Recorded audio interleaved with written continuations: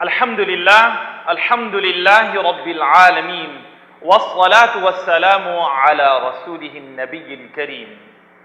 All praise and thanks are due to Allah subhanahu wa ta'ala who gave us the means, the opportunity. All praise and thanks are due to Allah subhanahu wa ta'ala who on this morning did not make us amongst the cheap, did not make us amongst the lazy.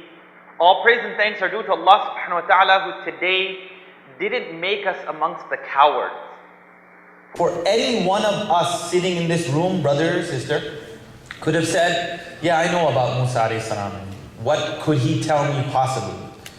And any one of us could have thought, it's another MSA conference. Not a lot of people come to the early morning, even though it's 12:30. Not a lot of people come to the early morning sessions, so I'm not going to take part necessarily. So I thank Allah subhanahu wa ta'ala for this opportunity, that I am not amongst people who are cowards, nor am I amongst people who are conscious about how they look or what they will present.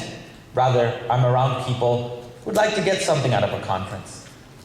I have a few ground rules that I want to set up. First thing, most importantly, and this is not a joke, my dad's stuck in Arkansas airport, like flight got canceled, and my dad and I are very close, so if I attend or look at my phone, I just need to know that my dad's okay, because I kind of do a lot for Pops and I, we do a lot together. So if I look at my phone, it's not to see anything else except I just need to know that he's okay. But it was great because I taught a class in Arkansas, so I just emailed the whole class. I was like, anyone wants to go pick up dad from the airport? So like 57 people emailed back. They're like, yeah. I was like, Dad, I'm not gonna work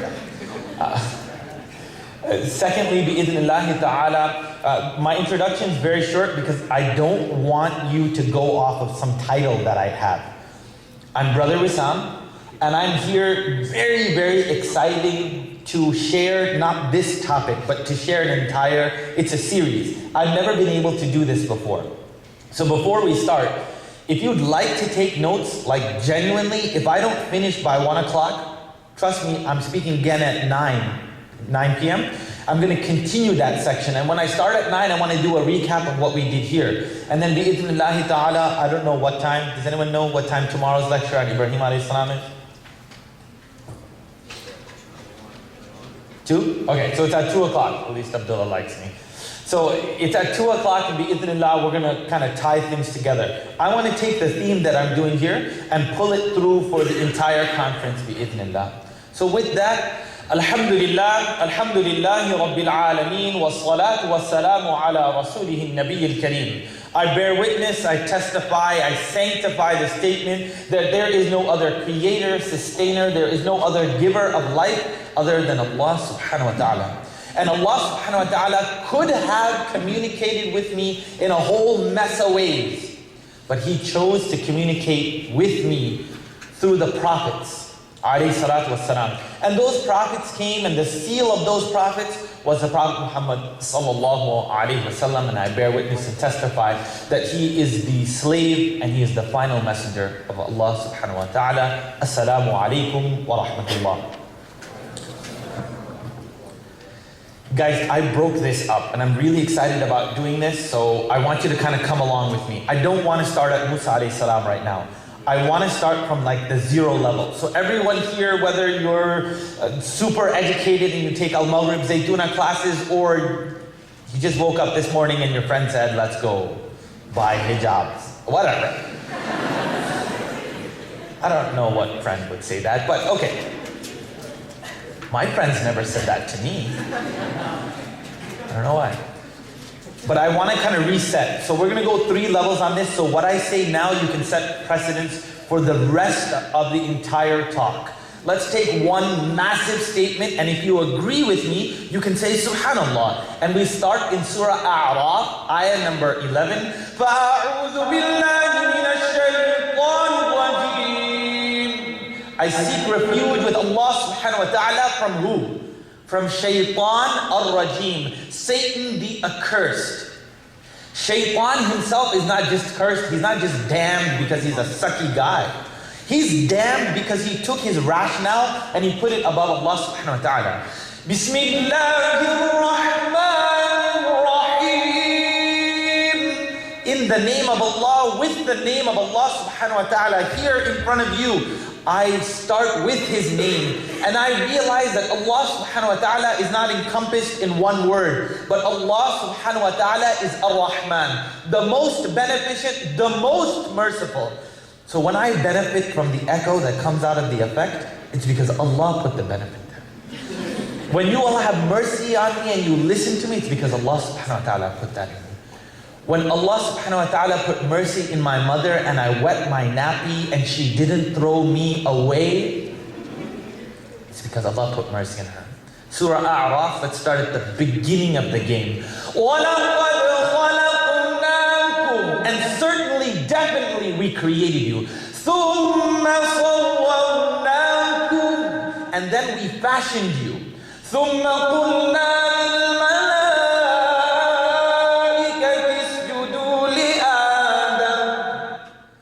Then we told all of the angels, prostrate to Adam.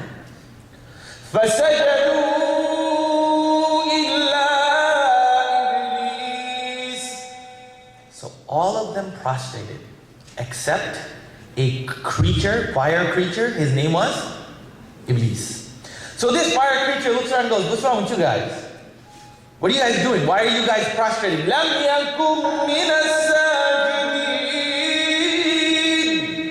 He wasn't from amongst those who prostrated to Allah subhanahu wa ta'ala. Pause. Fam, there ain't nobody out there, whether they have a PhD or whether they work at Walmart, or the guy who has a PhD and works at Walmart. There is nobody out there who doesn't say that undoubtedly we came from a higher source. So I want to start the game with, we came from a higher source. The higher source, Allah subhanahu wa ta'ala, we call Him God, Allah. He created us and He put some simple human things in front of us. We all eat. We all have the necessity to cover our bodies. We all have the necessity to have shelter. Now there are simple human things, guys, that if you need the existence of God, look, if you didn't take a dump, like, ever, you die. I ain't playing around. I mean, you would die, like a painful, internal, septic, combustion kind of thing. But let's hang on here for a second. If you didn't eat ever, you would die. The point is, guys, sometimes we over-intellectualize things. Allah created us. He created us to eat. He created us to cleanse ourselves. He created us to do nothing more than fulfill the rights that we have in this world. And then He said, if you're a higher human being, if you're more than just a cow, guys, what does a cow do? A lot of scholars, and this is an actual scholar, a lot of scholars compare cows and apes to the average college student. And I was like, whoa, isn't that harsh? And he's like, no, listen, hear me out. So Shaykh was like, a cow, he grazes around for food, he'll find food anywhere, right? He'll eat romaine noodles 6 times a day. A cow will then, right, romaine noodles, little curry, little Maggi sauce on top of that. So a cow will do this, a cow will then, when he eats, brothers, after you're done eating, you just kind of lay around and scratch your belly for a little while, right? Whatever y'all want to do, that's between you and that. Play around with that. So the next point is that this human being then interacts, and then he's just going to lay around, and you spend most of your college life without Islam. Just chasing tail. I don't know if there's any other way to say it. And those of us who are like, yeah, manly man, that's what animals do. So those of us who choose to be better than animals, we have one focus. I fulfilled my rights here as a human being. How can I fulfill my rights to the one above me? That's why when you say in Surah Fatiha, ayah number 4, إِيَّاكَ نَعْبُدُ وَإِيَّاكَ نَسْتَعِينُ. You alone do we worship, you alone do we ask for help. You worship Allah, but you ask Him for help. Like, how do I interact with this person? How do I communicate with people? How am I respectful with sisters? That interaction is isti'anah. Now let's move the ball forward a little bit. God created us. and he realized that we all were limited. I couldn't figure out exactly how to love, how to hate, how much to interact with different people. So Allah subhanahu wa ta'ala sent people. Those people we'll call prophets. Prophets brought messages. And that was the message of Islam, number one.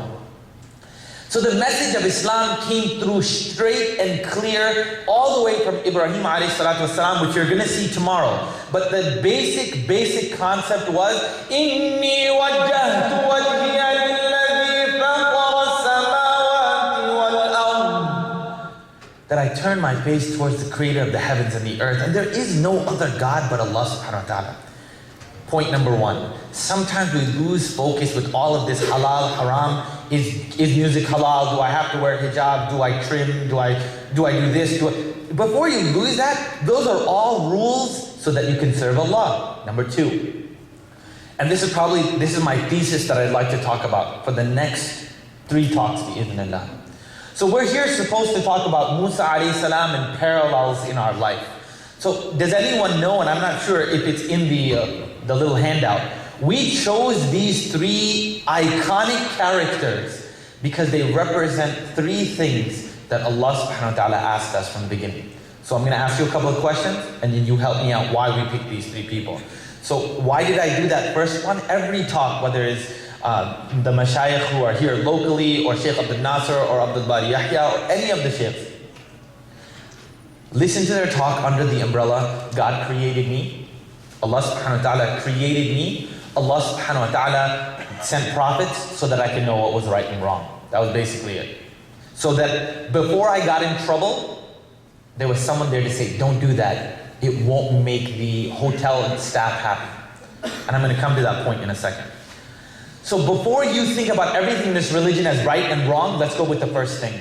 What were the first 3 things that Allah subhanahu wa ta'ala revealed to mankind? So the entire Quran, Tanzilul Kitab, revealed is this book. Min Allahil Azizil Hakim. The book is revealed from Allah. He's Aziz, He's Almighty, He knows more than us and we don't know, and He's Hakim. He's the most wise. So friends, when you think about God as the most wise, and Allah, the most wise, says, don't eat pork. I could explain until you were blue in the face. Well, pork is not clean and this, but who's telling you to do it? Allah. It kind of balances out a lot quicker. So what were the first 3 things that the most wise told us? Now I'm going to ask you a general question. First revelation in the Quran. Anybody? Iqra, right? So the first revelation in the entire Quran, Surah 96, Ayah 1 through 5. اقرأ باسم ربك الذي خلق خلق الإنسان من علق. The first thing God asked us to do, fam, read. But don't just read or recite. Do it in the name of your Lord, the one who created you and the one who created the substances that created you. There's one thing for you to give me parts and for me to assemble a phone.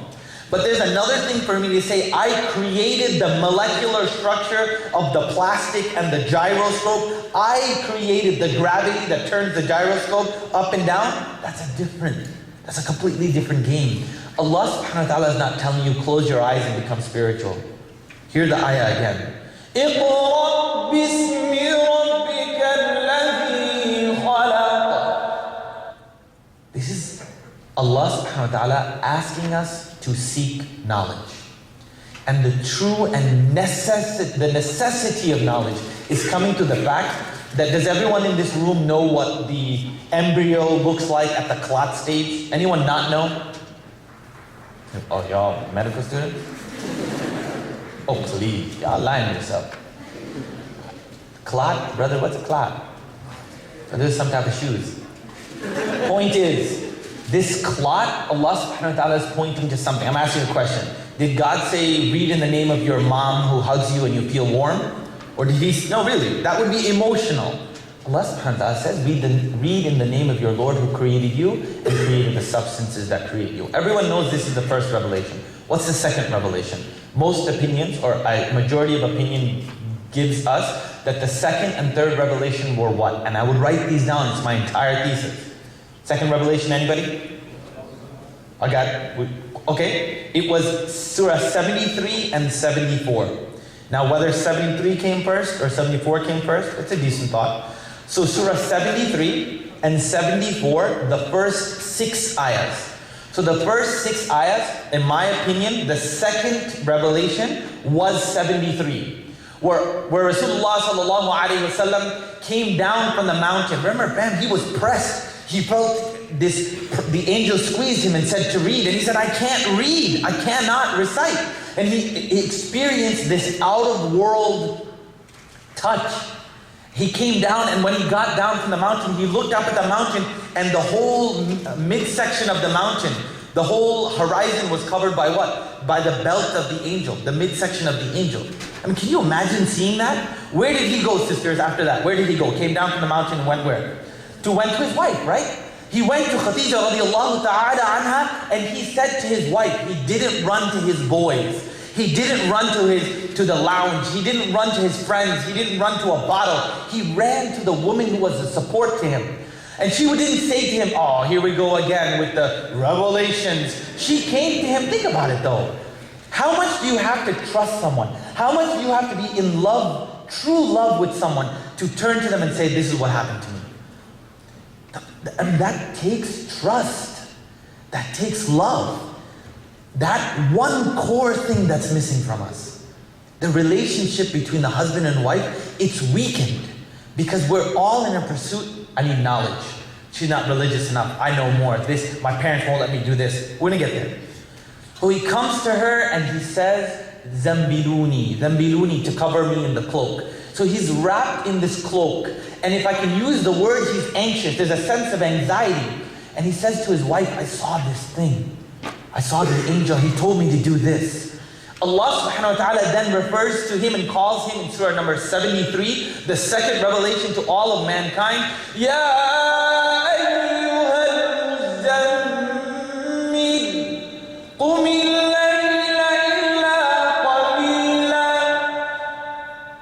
nisfahu aw inqus minhu qalila, aw zid alayhi warattilil Qur'ana tartila. How much Qur'an has been revealed up to now? 5 ayahs. Add 4.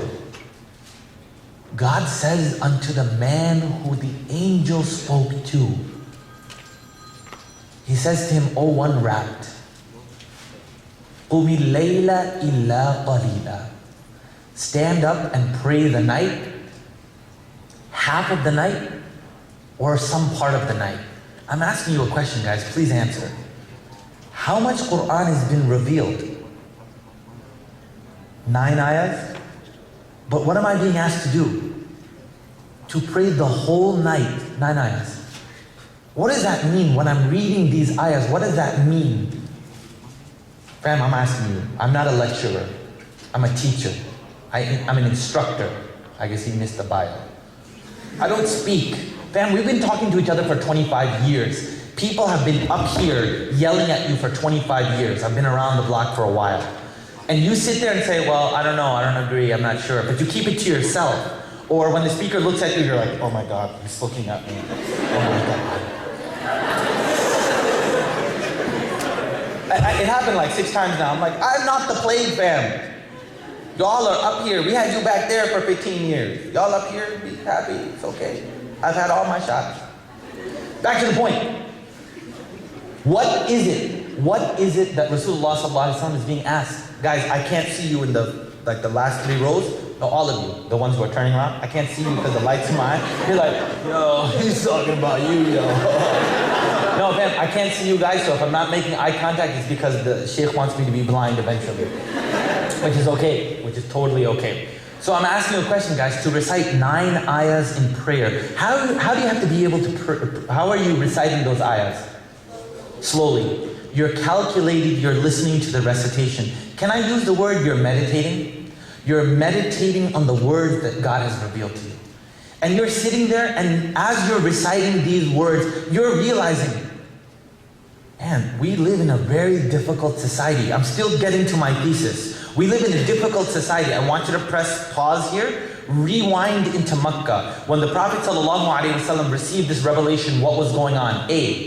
There were people who had black tents. There were tents. You paid a couple of gold coins to go inside this tent, and a guy told stories. And he threw gunpowder and he gave special effects. And he told you stories, and when the story was done, you snuck out of the first tent to try to get into the second tent before the matinee started. What was this? It was a theater.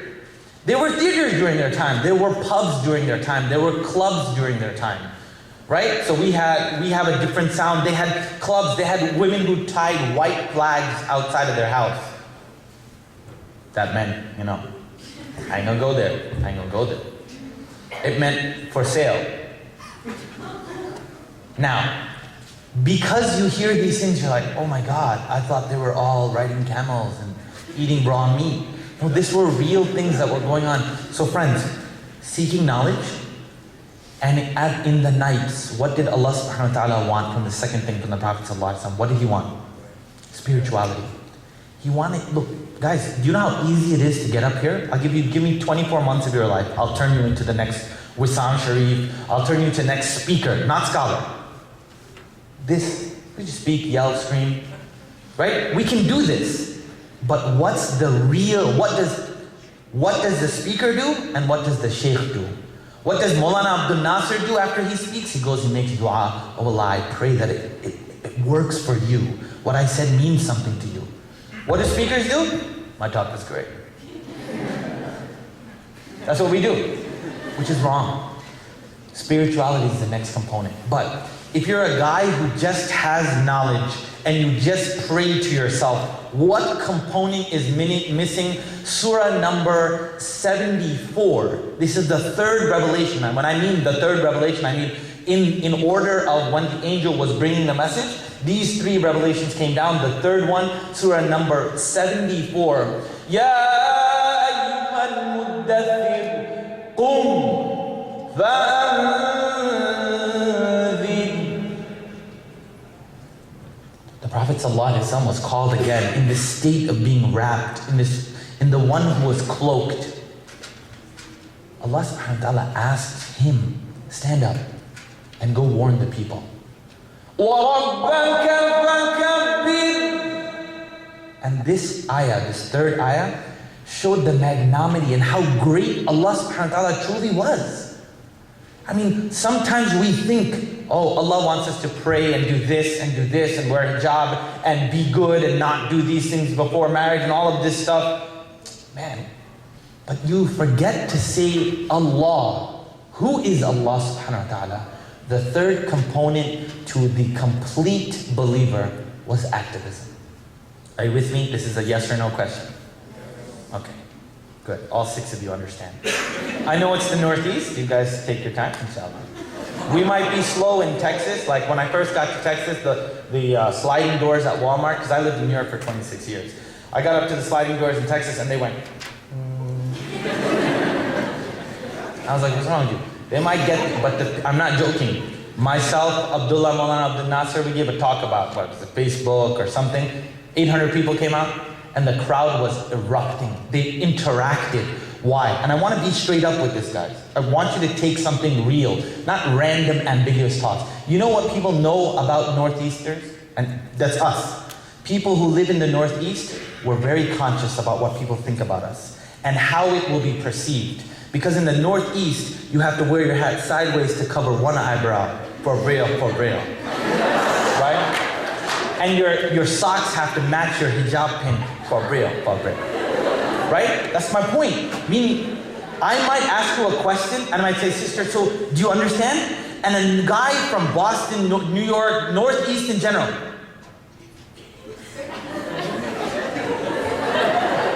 What did I do to you, baby girl? I don't know. And the guy would be like, how are you doing, brother? What does this mean? Texas people might not be the smartest people in the world, but they interact. They're not worried about what people think about them. They're worried about how they can take and benefit. So I'm going to be upfront, fam. When I speak, y'all going to talk to me. I'm going to go home. So do these three components make sense? Yes. So it makes sense that, guys, if any one of us in this room just sought knowledge, what was going to happen to us? We'd end up a bunch of hadith and Quran, Salafi, Tablighi, Madkhali, you're this person, you're fasiq, you're, oh, you trimmed your beard, that's haram. Pant shirt, haram. Where do I start? Go back there. Why are you here? Now, yeah, that's you guys. Knowledge by itself will either end you up with haram, fasik, with the bid'ah bullets, or you will end up at like, and I think this is going to hurt some of our friends, you'll end up an academic Muslim. You'll end up at like Columbia or somewhere else. Not that our mashayikh are there, our mashayikh are well versed, but the average Muslim today, it's like, they're discussing these academic things. Like some guy came to me, I have a master's in Islamic studies. I was like, oh, where do you go? Harvard. And I was like, brother, balls in your mouth? What's wrong? And I was like, okay, fam, I don't have a super duper degree, but this is awesome. And then I was like, oh, look at the Quran. He's like, oh, we don't read those classical texts. I'm like, you got a master's in beep, what? I was like, please, brother. He's like, yeah, rah. So, academic Islam, I have to take shots. Look, I have to take shots because I got rejected. Okay, so I gotta take my shots. I got rejected without applying. So. I just knew it wasn't gonna work out, so like, forget it. And spirituality on its own, without guidance. Pause, go back to Makkah. The Prophet ﷺ came to the Kaaba, the house of Allah subhanahu wa ta'ala. People were making tawaf without any clothes on. And they were clapping. And they were saying words. So the people asked, oh, what are you guys doing? Oh, we're praying. This is how we pray. Spirituality without a head or a tail, it becomes random stuff. You start doing things and someone might come to you and say, oh, why are you doing this? Oh, some religious guy did it. Some religious guy told me to do this. Oh, okay. Did you notice that the religious guy has a price tag? And everything he asks you to do, it costs some amount of dollars that you give him. Isn't that awkward? And lastly, and I think we're there right now, activism. Activism without any Islamic knowledge or any direction, what happens? You end up start doing random stuff, right? You end up, Muslim MSAs start doing, I've been to MSAs. What are you doing? Activism, fastathon. Okay, this is great. What's the fastathon? Can you come and speak? Came to the fastathon. This is for real. I get there, it's fastathon, so you assume Muslims are fasting. So there are like 15 non-Muslims this is activism without a head or a tail. 15 non-Muslims sitting there like, oh my God, I gotta eat. Oh. Right? And they're sitting there waiting. And Fatima and Abdullah are standing next to me. Brother Sam, thank you so much for coming. What the hell are you doing, bro? Oh, Brother Sam, we put so much energy into organizing the MSA event, we couldn't pass.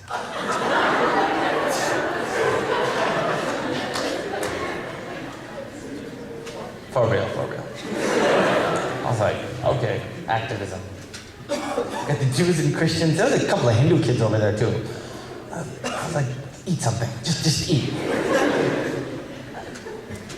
Smack the Muslim kids like, what the hell you do? Point is, these things, we don't have anything. Now, let's move away from this. Now let's build our three components together. What was the first component of the complete believer? First component? Seeking knowledge. I don't want to say seeking knowledge. I just want to say knowledge in itself. Then underneath that, the first task is to know what knowledge is. Guys, sometimes when you say seek knowledge, I'm not joking. We'll go on tape, so I will be careful with my words. I have traveled the world with Allah subhanahu wa ta'ala's mercy, and I have been inside the Crown Prince's palace. So we're sitting there in the Crown Prince's palace. This is again the danger of just random knowledge, just seeking knowledge. And so we're sitting in this, I don't know, $400 or $500 million palace. And we're sitting there and some sheikh comes out and the sheikh sits with us and he eats a date, right? He eats the date Meanwhile, it's like literally like $100, $200 box of dates. And then he puts it's really exclusive, in the palace.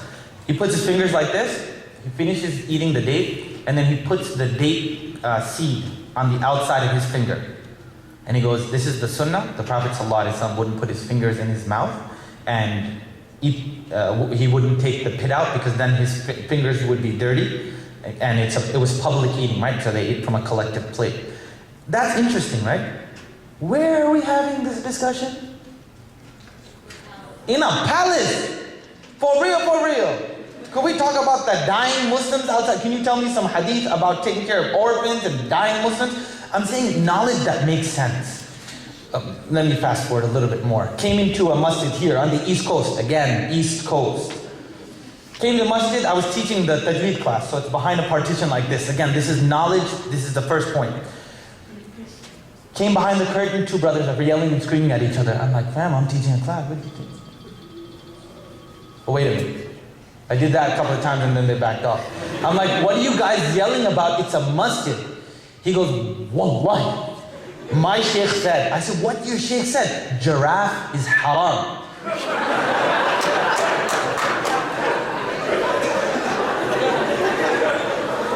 And the other guy said, giraffe was halal. I was like, yo, you know where to find a giraffe? Because some giraffe jerky would be pretty gangster. Knowledge without any sense. Knowledge without any production. Fam, don't anyone, I will stab you. If any one of you comes to me after, is giraffe halal or where can you find it?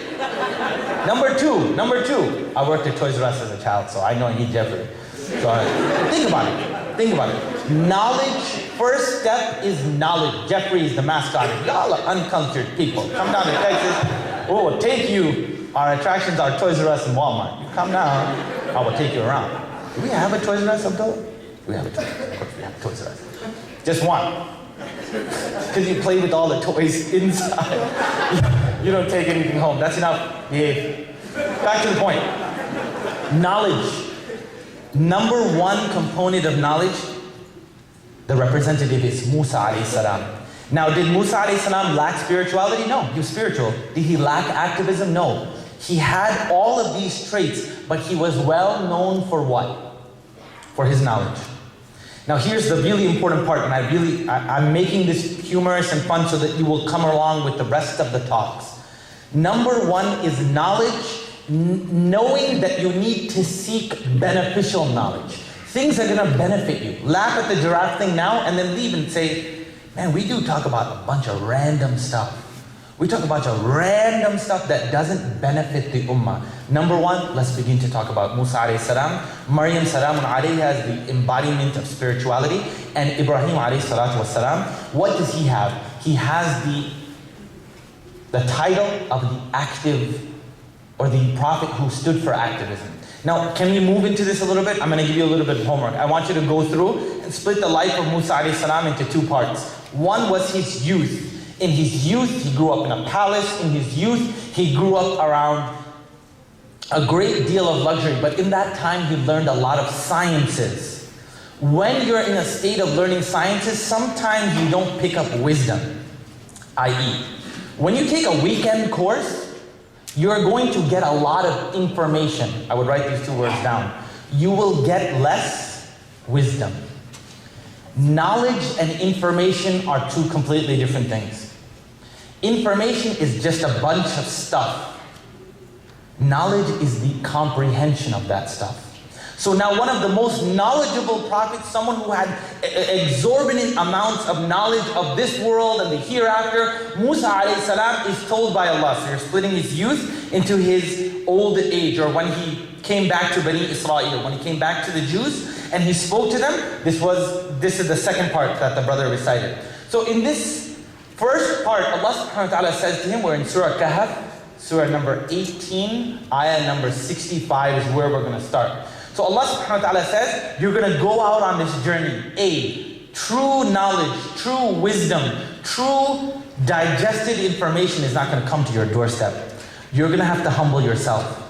Now Allah subhanahu wa ta'ala is asking a prophet, you're going to go find some guy sitting at a river bend. You're going to meet him and ask him, so tell me more, I want to learn. So in Surah Kahf, Allah subhanahu wa ta'ala says to narrates or gives us the story. قَالَ لَهُ مُوسَى هَلْ أَتَّبِعُكَ عَلَىٰ أَن تُعَلِّمَنِي مِمَّا عُلِّمْتَ رُشْدًا. Now my time is less, so I'm going to move through this. Musa alayhi salam eventually, and you'll find this in Surah Kahf, he meets the man. Some narrations say that it was Khidr. We're going to move forward and say he met a man. May Allah be pleased with him. And there he said to him, now watch. He didn't say to the guy, teach me. I have a question for you. You know, sometimes we roll up on the shaykh and be like, look, I got a question, answer it. For real, for real.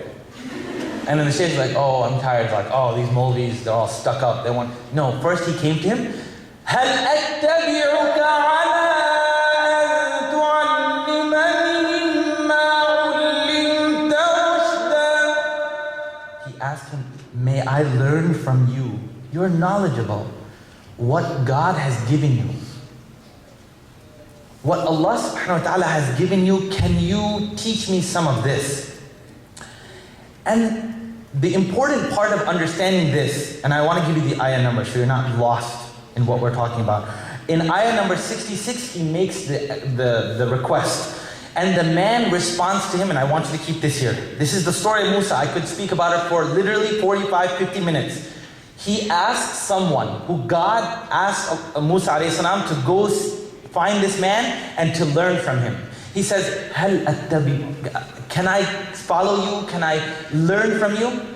And the man says to him, قال إنك لن تستطيع معي صبرا. The man says in ayah number 67, he goes, you won't be able to have patience when you follow me. This is ayah 67, surah number 18. You won't be able to follow me. You won't have the patience to follow me. Fam, we all want to get on this knowledge bandwagon and take weekend courses and take all these other courses. But sometimes we forget. Sometimes we rewind the cassette too quickly and we say, oh, okay, I need to get all this information, but we don't have the patience to sit by Mashayikh. We don't have the patience, we don't have the etiquette. For example, one of the students is a sister, she was telling me, she was sitting in front of an ustada, a sheikha, a female sheikh. Yes, they exist. They're wonderful people. So she was sitting in front of the sheikha and she was in the first row. And she started doing this. She was like trying to get, like Americans do, right? I gotta get to my pages. And ustada, she looked up. That was it. And this student from America said, I didn't get it till someone locally poked me and said, the rattling of the pages irritates ustada. Now say this to yourself. Say this to yourself. So, I paid the tuition, so say it to yourself. And the immediate reaction that comes back, this is why that man is telling Musa alayhi salam. This is an example for us. But Musa alayhi salam had the etiquette, but it's patience. An enormous amount of patience. وَكَيْفَ تَصْبِرُ عَلَى مَا لَمْ تُحِطْ بِهِ خُبْرًا. And the man says to Musa alayhi salam, وَكَيْفَ تَصْبِرُ. How could you have patience with something you have no knowledge of?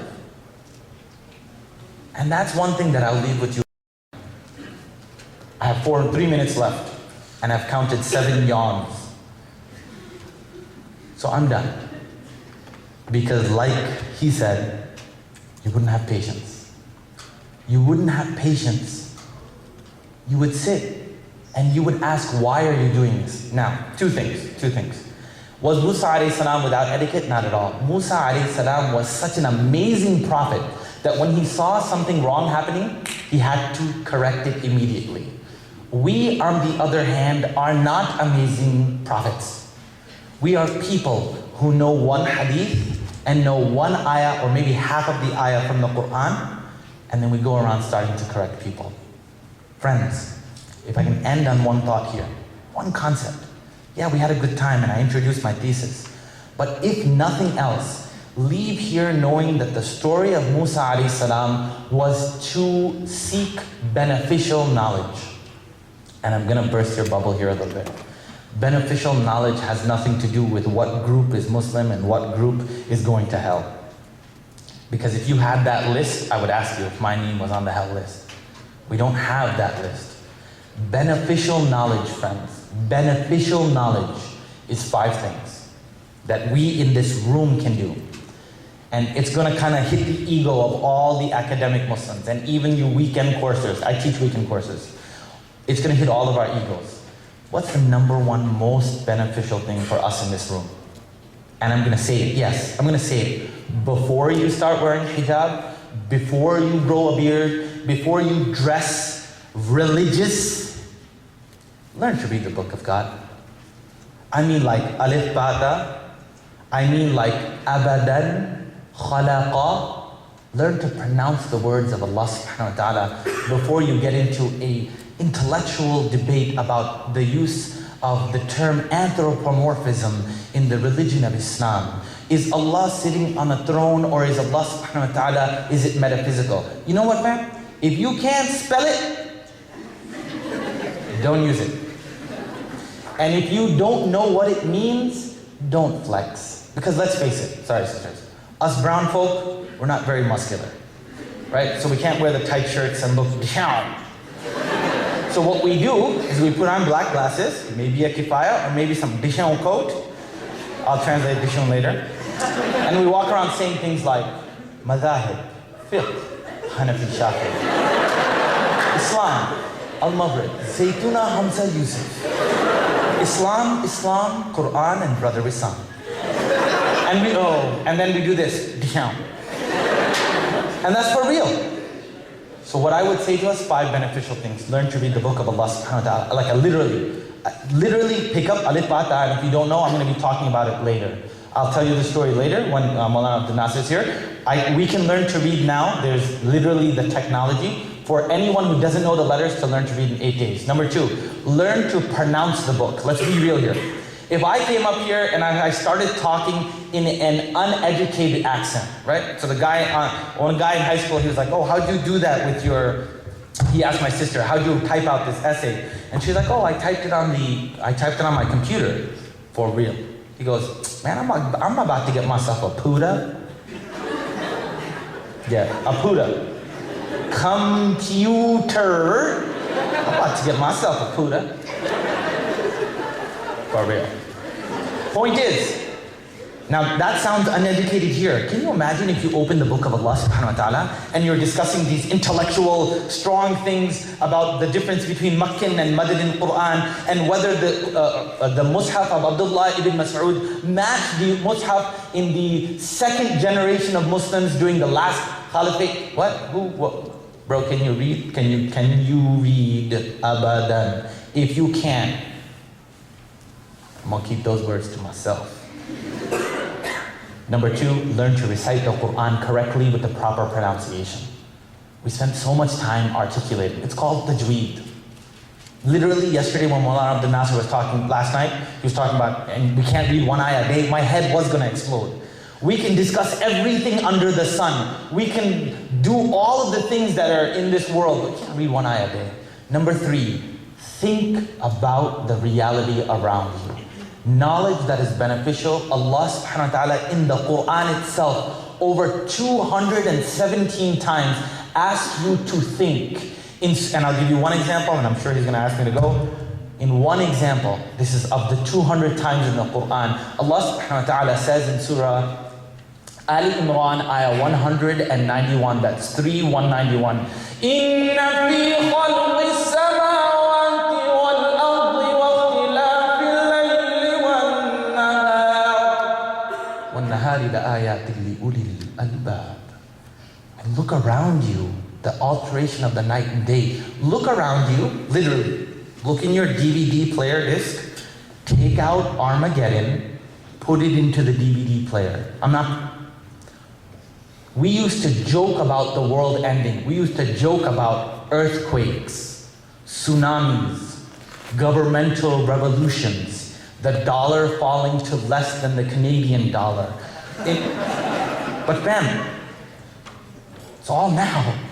Remember that time when I was younger, I was like, yo, when that happens, I'm gonna get religious then. And I don't need to define religious to you. You all know that you could be a better person. Find knowledge that's beneficial to you. Things that you can do things for the religion for. And that's the type of knowledge that we need. Musa alayhi salam's story will then continue. I have a lot more to cover, but we're now going to see. So when I come in, anyone who comes to the 9 o'clock talk, I will keep it concise. It won't be drawn out like this. I will keep it to the point. I want you to know 3 things. Knowledge, what kind of knowledge to seek?